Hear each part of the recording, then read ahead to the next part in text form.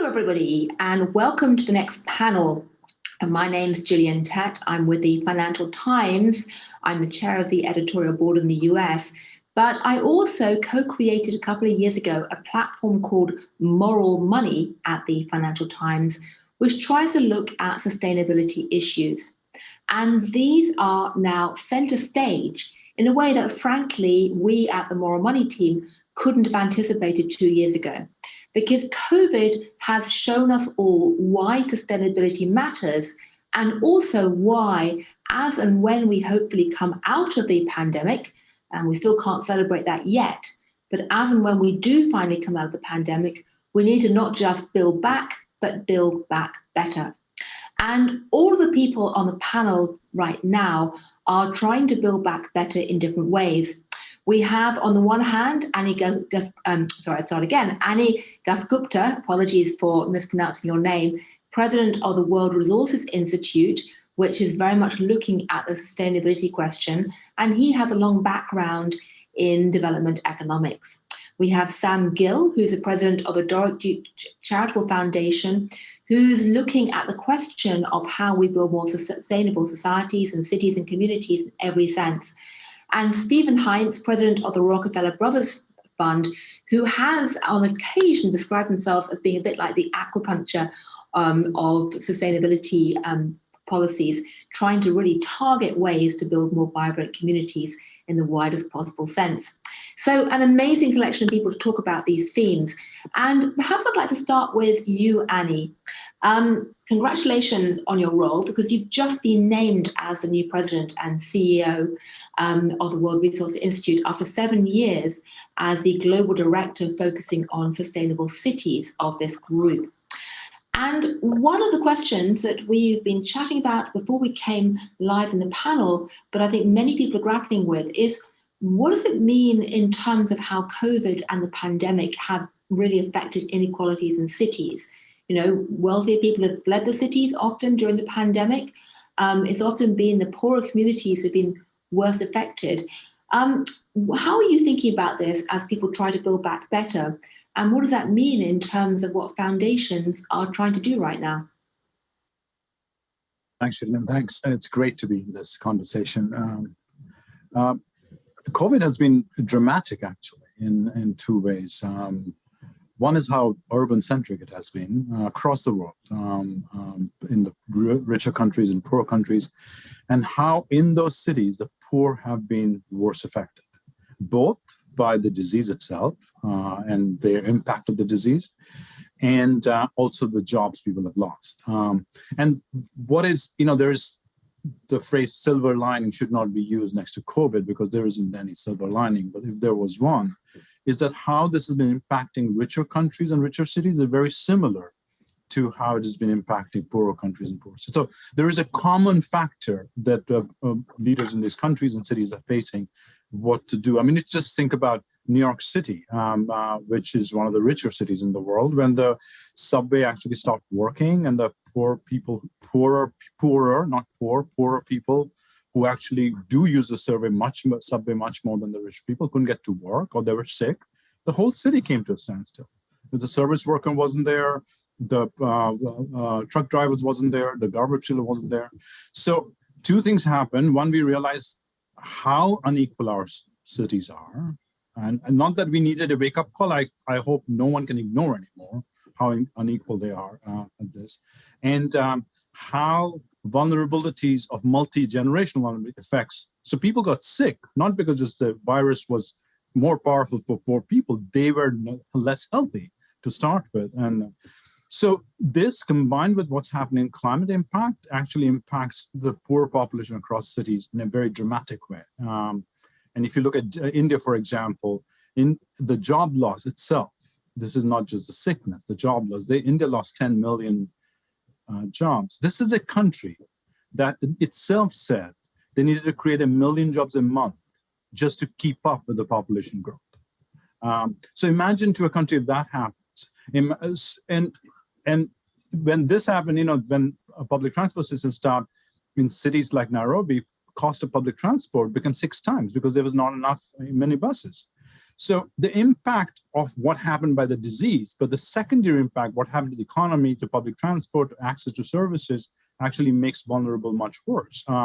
So I can't overemphasize at this point the impact of this COVID, because the richer people or middle-class people or people in this call have many more resources to protect themselves when something like this happens, which is not the case in most poor people. So there are a couple of things people are doing, but I'm happy to talk about it. But well, I'd love to circle back and come back to that in just a moment. I want to get a sense for the audience about where you're each coming from. So you're looking at this in terms of sort of a wider community-based focus. I know you have a significant bunch of work in climate financing and climate initiatives, which I'll come back to in a minute. But Sam, give us a sense of what the Doris Duke Charitable Foundation is doing about this and where your focus is. Are you also looking at communities and how to make them more cohesive and durable? Yeah, I mean, principally, our approach to these questions has been through the prism of environmental conservation. That's been the wellspring of a lot of our work around the environment. So our sort of most intense and focused approach to these questions of sustainability has really been focused first on conservation and then on the role of conservation in addressing issues like the climate crisis. More recently, we've begun to mobilize the return-seeking capital in our endowment to advance some of these solutions and address these issues. And I think we'll talk a little bit more about that in a moment. I think the third thing that we've tried to do across our other programs at the foundation, we work in the arts, we work in child well-being, we work in medical research, is to be more exemplary than systematic, I would say. So, for example, we've explored ways in which land conservation can come together with the production and the performance of the arts. We've explored the role of energy efficiency in housing projects for low-income individuals. We've increasingly begun to explore in a more focused way urban forestry, which is not only important for issues of climate mitigation, but really important for bringing equity to communities and thinking about sustainability in a wider social and economic context. But I think, we, like any institution, need to be asking these questions of sort of what is sustainability, and then how do we contribute to it across everything we do, including our operations. Yeah, I mean, the reason I started talking about this community aspect and how COVID has acted almost like an X-ray, exposing all these kind of, all this pain and problems and inequalities which were often forgotten, is because, people often say to me, well, is sustainability just about green?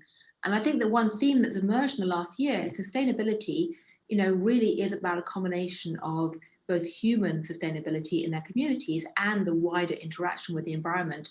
And you can't ignore either without basically your mission and goal suffering.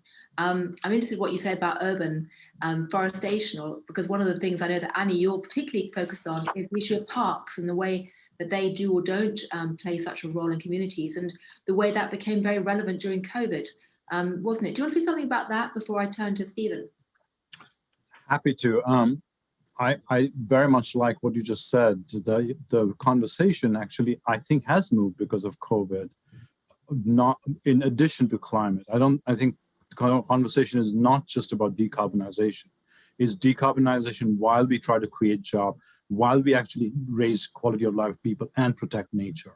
I think that is the conversation today, and we will see, and the COP comes up, this is the four things. So I just want to say one word on Sam's point about urban forestation. Urban forestation is a very good example of when there are solutions that allow us to do multiple things. And we need to find solutions like this, that not only greens the city, makes it greener, makes it actually air quality better. It cools city, which is a very critical thing in many places in the world.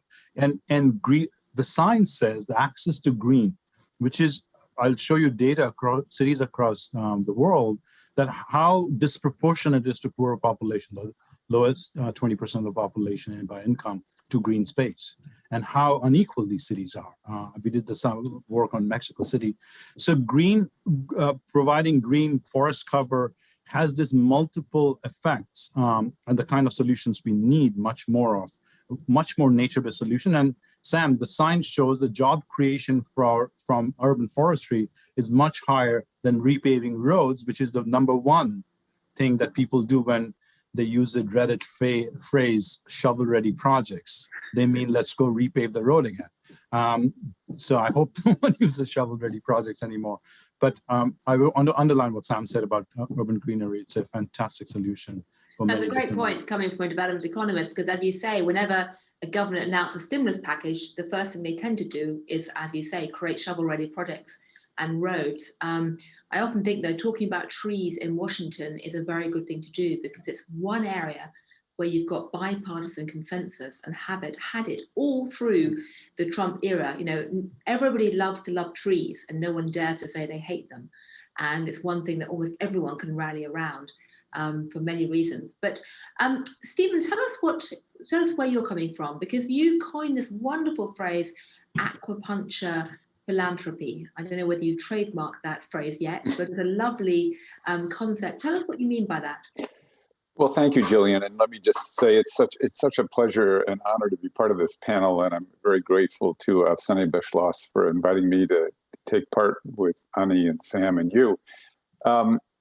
You know, philanthropy likes to think of itself as a very important force for good, but in reality, we're a very small sector. You know, American foundations, which are by the data, the financially the most significant philanthropic sector of any country in the world, still we're only giving away in philanthropic donations or grants on an annual basis something around 60 or 65 billion US dollars, which isn't de minimis, but it's not a huge amount of money when you put it up against the challenge like climate change or healthcare reform or a pandemic or any other, major societal problem.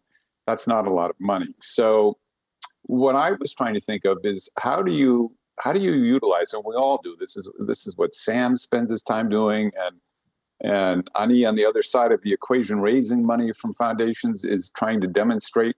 We all have to look for the ways where relatively modest amounts of money has the potential to trigger some larger systemic change. And that's the acupuncture metaphor.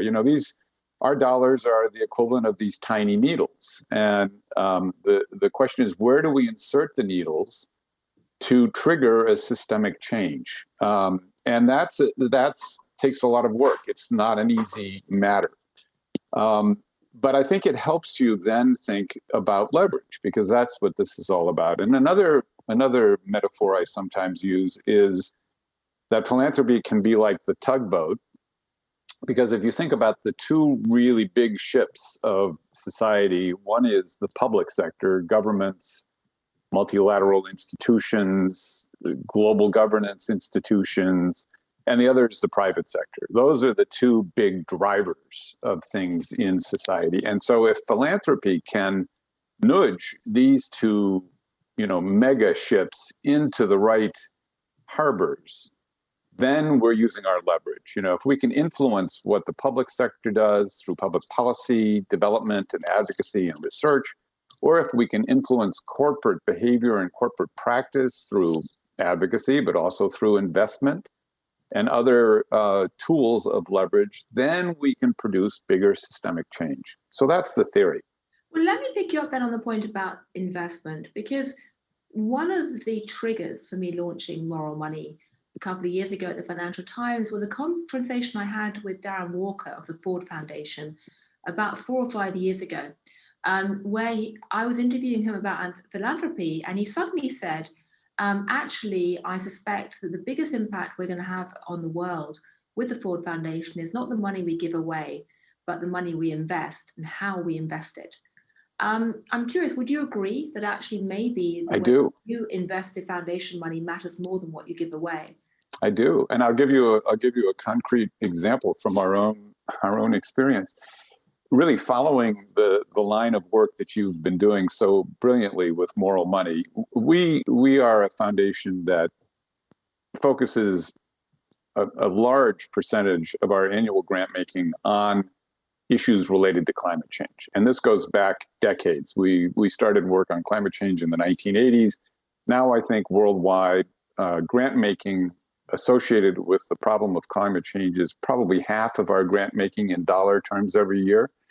And yet, at the same time, we were still invested through our endowment in the fossil fuel companies that are contributing to the problem of global warming. So in 2014, I started a conversation with our board and with our investment committee to say, this is a morally ambiguous position at the very least. It's certainly a hypocritical position to be in. I mean, it's the equivalent of being a foundation that supports lung cancer research and is invested in tobacco companies. I mean, it's really the same thing. And so through a deep examination of this, despite the fact that the very source of our wealth and our endowment comes from fossil fuels because of John D. Rockefeller's, Standard Oil Company, we made the decision that we were going to divest all of our investment portfolio from fossil fuel exposure and reinvest in clean energy technologies and other sustainable investments, but with the same level of financial return expectations. So we were not making concessionary expectations. We are now 99.8% fossil fuel free. So essentially, we are completely out of fossil fuels. Our performance has beaten the benchmark by 100 basis points. And what I think, specifically to Darren's point, is that actually our decision to divest from fossil fuels was probably the most important thing we have done as a foundation. Because not only did it make our investments more productive in helping to fight climate change, it helped. It didn't do it on its own, but our early decision to divest associated with the Rockefeller name had global impact. And we have been part of a movement that has grown exponentially now, that includes pension funds and sovereign wealth funds and university endowments and, over 1,000 institutions around the world with assets representing about 14 trillion US dollars. So I think it was a very consequential decision. Well, I must say, I find that fascinating. I mean, I was trained as an anthropologist and was very much part of the tie-dye wearing crowd at college.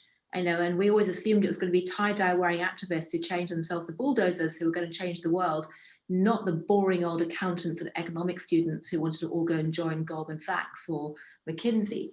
And, frankly, it's been an interesting, intellectual revelation in recent years. Actually, it's accountants and the money men who may actually, or money women, often money women these days, who are actually going to have more impact. But they wouldn't be doing it without the work of your tie-dye clad activists, and, they are really essential to this work. Yeah, well, you kind of need both. I often feel like life, in life, it's sort of come full circle. But Sam, tell us how it looks from your point of view. I mean, do you think that the money you invest could end up as a foundation having as much, if not more, impact than the money you give away? Because you are involved in impact investing, aren't you, as a group? We are. I think it could. I mean, I think that I don't know that I would necessarily subscribe to the view that it necessarily will have a greater impact. And I think it's important we're in a moment where capitalism is really apologizing for itself. And I think some of that is appropriate as we kind of rethink the sort of neoliberal paradigm and where it's gotten us. But I do think there are foundations in other countries, but it's a uniquely American idea that private wealth aggregation guided by private intents, broadly directed toward the public interest, can be a critical source of innovation and progress. And so I don't want to lose that. I think the breakthrough in Stephen's case was the signaling effect of them taking this decision. And sometimes the breakthrough is that grant capital that can be that nudge and do that thing that public and private expenditure isn't ready or willing to do. I think the question that foundations are getting better at asking themselves is, what is the highest marginal return we can get on the different sources of capital that we have at our disposal against this challenge? So our grant making programs in the environment will always, we believe, be a critical way to advance conservation as an essential part of our effort to build a more sustainable world. But we are also looking at uses of how our return-seeking capital in the endowment can contribute to that as well.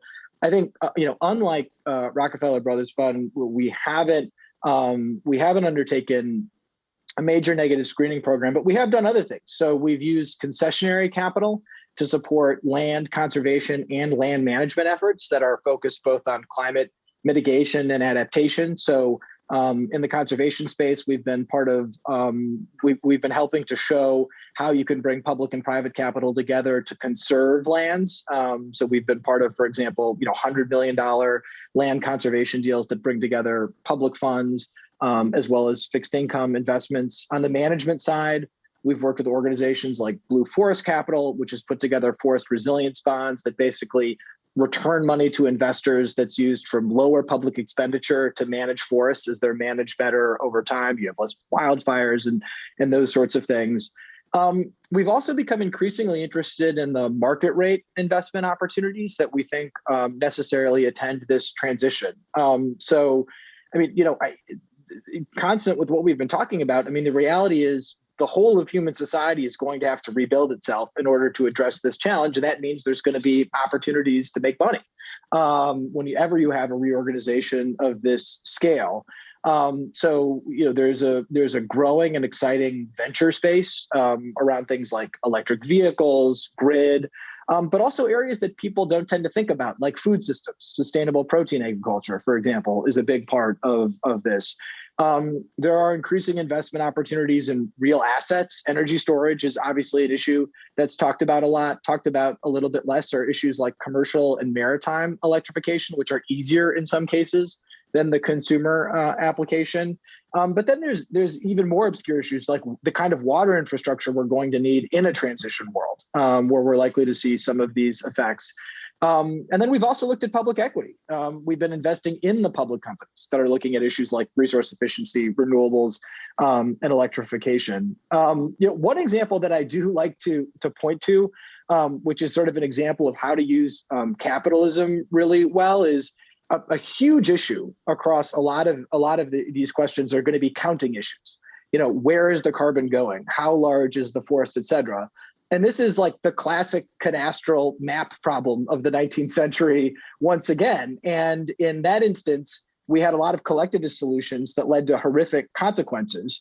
And we've invested, for example, through Union Square Ventures Climate Fund in a company that's using satellite-based imagery to better measure forests, but also to create access to those markets so that more people can actually make forest land available for offsets. And I think this is sort of a great example of taking a capitalism in a way that it wasn't working for us and using it to work for us in just the same way that the signaling effect that Stephen mentioned can really help capitalism to work for us.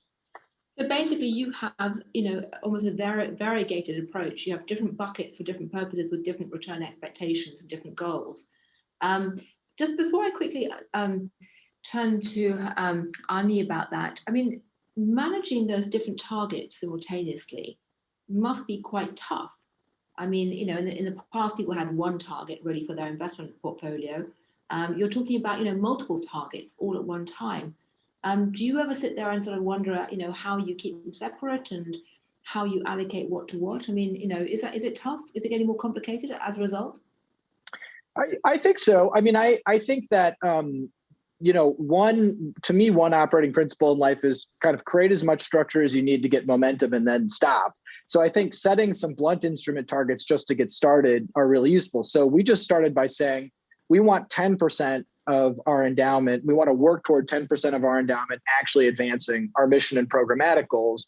And that forced us to internalize the kind of expertise that we needed. Once we were able to do that, we were able to become more variegated in our approach. What I guess I hope organizations will do is some organizations will need simplicity and uniformity given their scale and size.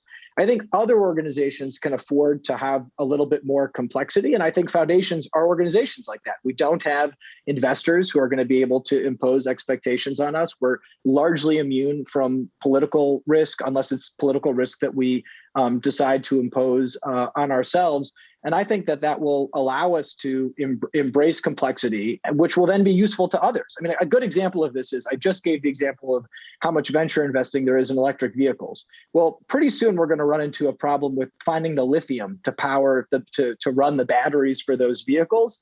And really large enterprises are going to have trouble with that kind of complexity. I think if foundations are willing to have slightly more sophisticated frameworks, to be willing to change their minds over time, then we're going to be able to leverage that kind of tugboat effect that Stephen mentioned, which is to do that learning as we run into some of the natural complexities that are going to attend the solutions to these issues. Right. Gillian, could I just add to that very, very briefly? I think Sam is making a very good point. And one of the things that we've seen in our work that has been, I think, really productive is that our investment team would not be making the progress that they're making with our impact investing work without the input and the support and regular conversation with our grant-making team, who come more from the advocacy and activist worlds. And it's so we're using the different talents of the different units in new ways as well, and blending them in some exciting ways. And, we have the freedom to do that. Sam's point is a really good one. Foundations are among the most independent institutions in American society. And that is our greatest asset, actually, is our independence to experiment, to innovate, to use our capital. We want to do it in a transparent and publicly accessible way, but that is one of our greatest assets. Well, that's a great point. I'd like to come back to that in a moment. I'd also like to talk about the questions of how you have an open debate about trade-offs, because lithium batteries, just like one example, takes you straight into the realm of trade-offs, as do many areas like carbon taxes and how you balance environmental issues against, social equity. But I'd like to bring Annie in as well, because, you've been looking at climate finance. Your group started life as a more traditional kind of advocacy group on the issue of climate, but you are now also developing a lot of views and engagement with climate finance. How do you read what you just heard, or how do you read the current market, Annie? First of all, it's fascinating to hear Stephen and Sam talk about it, because as Stephen said, I'm on the other side. I try to, be nice to Stephen and Sam to the world. So they actually give us money that we use. So every dollar we spend, someone like Stephen and Sam have given us that money.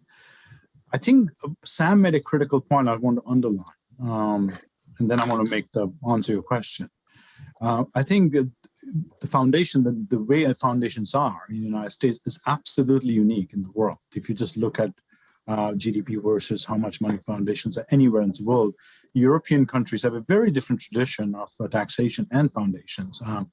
And my mind that today, if you want to see the world today, there are still innovation needed, solutions needed that are not invested on.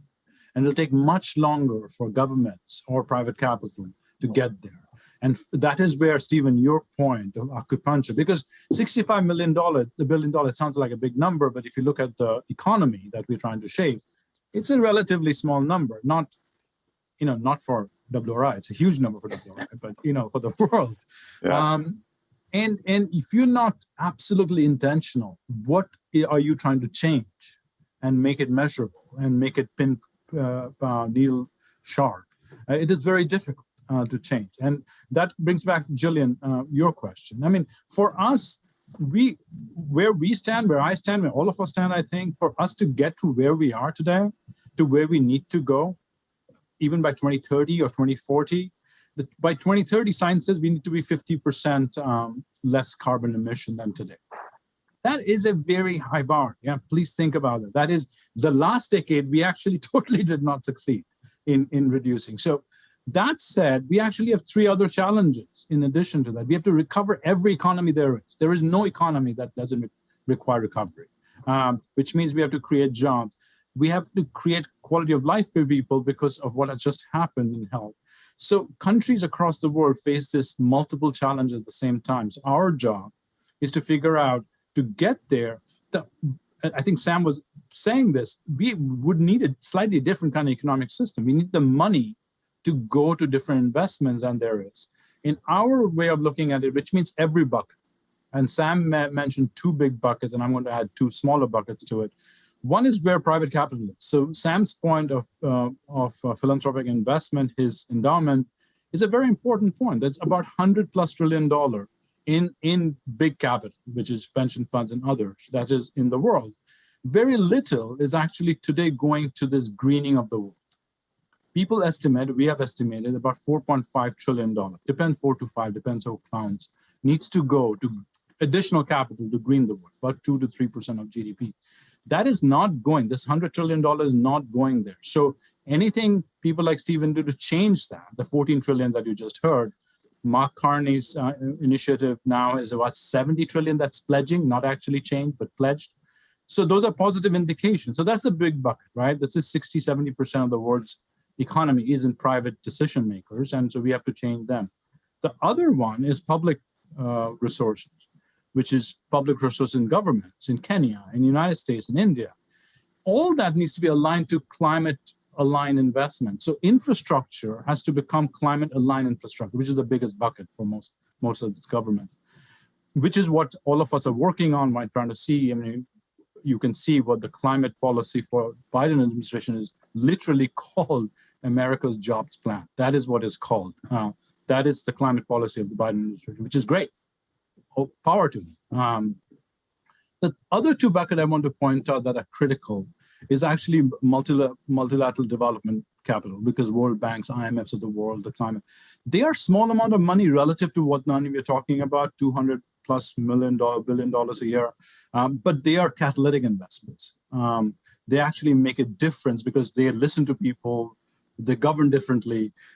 They make a big difference about how that bucket of money is used. And the last bit, which is a much smaller amount, is what is known as climate finance in the UN COP negotiations. In 2015, when the world came together to sign the Paris Agreement, they said there'll be $100 billion of climate finance available to Global South. That $100 billion hasn't yet become $100 billion. This is 6 years hence. It's still 70-some billion dollars.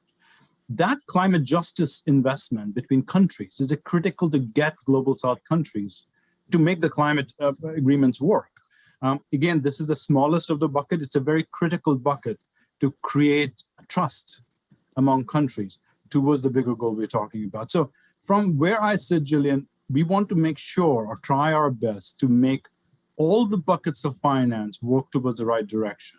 I don't think it's either or anymore. It's all the above kind of strategy. Yeah. Can I pick up one question which I'm particularly interested in out of those different buckets, which is the question of blended finance. I'm very curious about this because, you know, almost everybody who has a grown-up job in government somewhere who's trying to look at climate finance agrees we need blended finance. And in many ways, it's going to be the only way to mobilize the quantity of the capital we need from the developed markets into the developing markets to get the kind of infrastructure development that needs to take place. And yet developed finance projects are still tiny compared to the scale of need. What needs to happen? You know, what's going wrong here?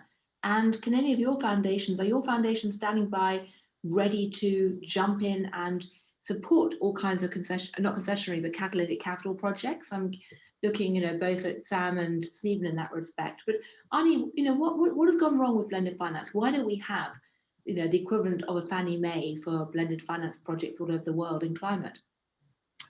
It's an extremely good question. Really, really good question. Why isn't it happening? We've been saying for 15 years now that we need blended finance and we need this $100 trillion to just zoom in and start investing in infrastructure project. Why isn't it happening? From cursory look, why isn't it happening is that different countries have very different public-private partnership rules, very different. There is no common rule. And there is a big problem aggregation of investments. So these capital, pension funds and others, they want big, lumpy investment they can invest on. They don't want to go invest in one project. And so there needs to be someone who has to be certified that project is green and good to invest. So there is an aggregation problem that has taken place. Where we have actually failed is the intermediation between. It's not that if you go talk to this investor, they will say, yes, we want to. There are some banks. Mercury is one example that has been very aggressive in actually figuring it out. There's been philanthropic capital and bilateral money from Germany and other countries to actually solve the problem. But I want to tell you that it has not been solved in scale. Even take electric bus. I was very pleased Sam raised electric bus, for example. Electric bus, has a return in 8 years if it ran. I'm talking about public transport buses, and it is lumpy investment, right? It is more expensive than others, but the evidence shows that if you ran it, and we have done this math, and we have worked in Latin America for them to buy buses. But if you procured this bus in a scale, which is thousands at a time, or 5,000 at a time, or 10,000 at a time, you could actually make it an investable commodity that people could invest because there is a clear return. But we haven't been able to aggregate them. They're bought at hundreds at a time, and actually literally at tens and 15s at a time. Santiago, Chile is one of the places they bought at a lump. So there are these problems. Seems very minute, but these are the kind of problems we need to fix. And the second, all these countries I'm talking about have national banks. Beyondes, for example, or State Banks of India. They need to actually play some intermediation role of aggregating to get this money to flow. And this is a very significant problem, Julian. I think there are two things that are preventing what Ani is talking about. And the first is incentives. So the incentives are working against, in many ways, against the private capital going into these blended capital systems. And the second is political will. We just don't have the political leadership and the political will to make these things happen. It is beginning to change. I mean, watching what Mark Carney has been doing, there's been reference to him. You look at what the EU is doing right now in terms of its policies. It's getting there. But, up until now, the lack of political will and the incentive structures have really worked against this. Yeah, I would agree with that. I was going to say I was at the G20 meetings in Venice with the finance ministers talking about climate finance, and the sense of frustration was boiling over in the room. I mean, people like Mark Carney and Larry Fink were really quite outspoken in their frustration, also with the multilateral development banks. But sorry, Sam, I cut you off. No, not at all. I think this question of incentives is really important. I've been sort of the John Philip Sousa capitalist apologist on this call, and I am that in many ways. But I think that one of the mistakes we just must not make in these really important discussions about how different kinds of investors come together is to think purely in terms of expenditure. So I'll tell right now, for example, foundations. I can't speak for Stephen, but I can tell you.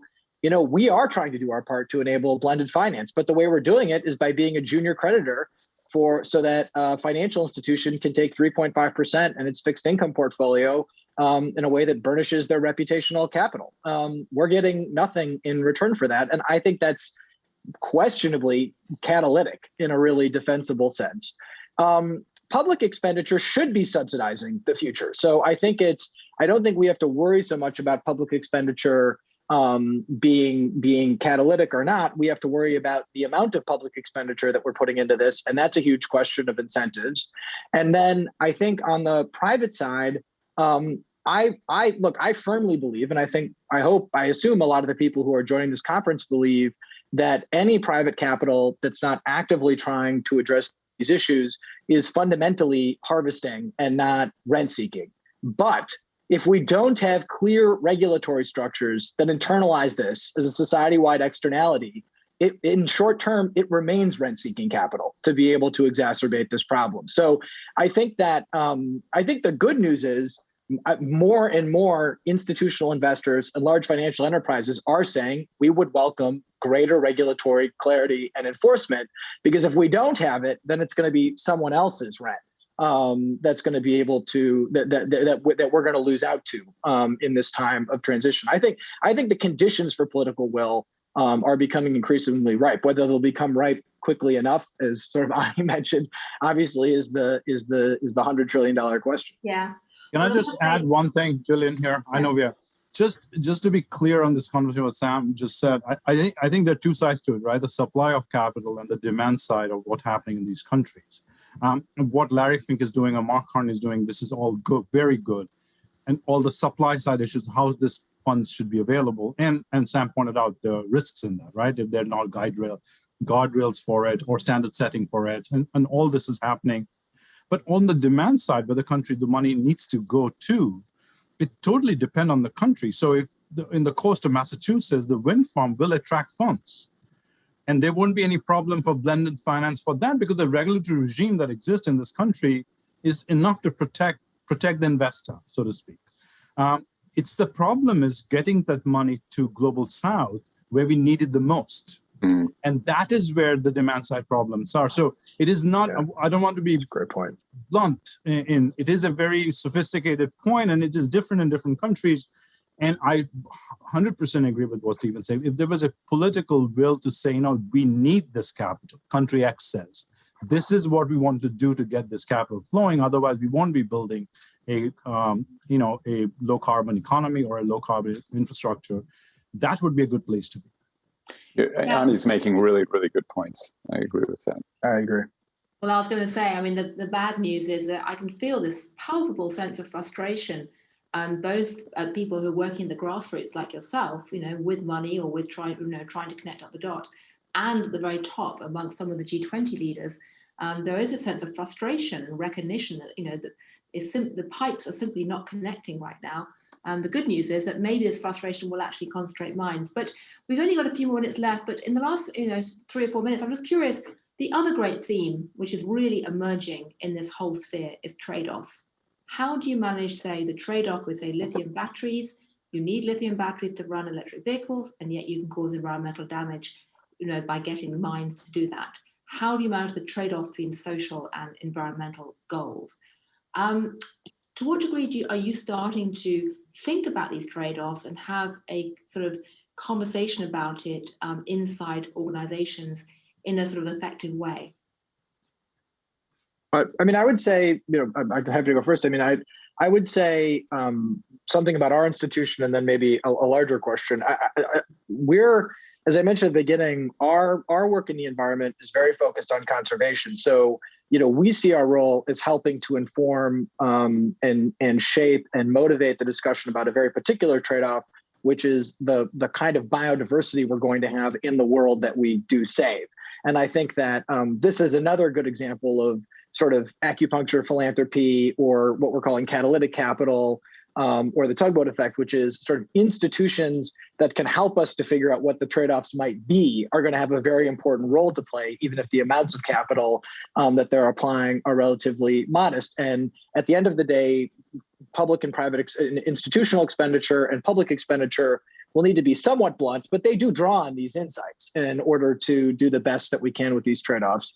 I guess the second and sort of larger point that I would make, and this is going out sort of a little bit against my fiduciary obligations, which I'm very focused on biodiversity, but I am increasingly concerned that the trade-off is going to be between a solution that works with political illiberalism as opposed to political liberalism. I'm very concerned that what's on the table is political liberalism, and that is one trade-off that I think is existential and we can't afford to make, because I think if we can address this challenge in a way that maintains the integrity of political liberalism and maybe even strengthens the integrity of political liberalism, I'm actually much more confident about our ability to deal with a lot of the other trade-offs, whether that's preventing them or ameliorating them once we actually get to some kind of sustainable future. Well, that's a topic which actually deserves an entire panel discussion on its own. But very quickly, Ani, and then Stephen. I've started my job 2 weeks back, so I'm really thinking about what my exam is. So let me tell you what I want to focus and what I don't want to focus on. I want to focus, I think we have last decade of WRI, and most organizations like WRI, has been defined by making the case for climate, and in addition to that, making the case that climate and a thriving economy can survive together. That's not a choice you have to make, that you have to protect the climate. And I think we have made it successfully. Now there are 3 of the largest economies of the world: United States, all of you, China, other countries. They've made massive commitments, very far-reaching commitments towards climate, that even 2 years back, you wouldn't have imagined that would happen. 19 or 16 to 1900 companies are pledged to science-based targets. You wouldn't have imagined that 2 years back. So my view is if other people are not convinced climate is real, good luck to them. I want to focus on the people who want to do something, have made pledges, how to convert those pledges to actual outcome and how to get them financed. That is where my biases are, to show real result and create real political momentum for change that in theory, we are all saying this is not only good for economy, good for people, good for climate, right? Let's show it and then create momentum for people to actually support it further. If I can take a minute, sorry to go back to Sam's example, electric buses. It's actually really, the concreteness of the example is very good. In the budget bill that is being discussed, actually less than a mile from where I'm sitting right now in Washington, there is a line item for electric buses and for school buses. And it's more money. It's going to be either $1 billion, $5 billion. I don't know the exact number because it's going to get negotiated. It's 10, 20 times more money than anyone ever conceived electric school buses will get. This is terrific news. And the Biden administration wants to implement it. So it goes to needy communities, racially underprivileged communities. So, it does all the good things, creates jobs. The fact is, once the money comes, the administration actually wants to know how to do that. How do you do that in a way that creates jobs, this is the science we want to bring to the table. This is where WRI wants to be a partner and actually help do that so it actually gets the results to the community. So the kids in the poorer communities do get electric buses and they work. So that is where I think my biases are. Well, that's a very inspiring example. I must say, I think after trees and tree planting, electric buses are one of the things like apple pie and motherhood that most Americans can agree is a good thing wherever they sit on the political spectrum. But Stephen, last word to you. Well, just first of all, again, what a pleasure it's been to be part of this discussion. But on the question of trade-offs, I think that, the key point is this is where philanthropic work and nonprofit sector work of the type that Ani leads can make a real difference, because trade-offs are always about making informed decision. What are the benefits? What are the costs? What if I do X? What are the likely side effects that I may not anticipate?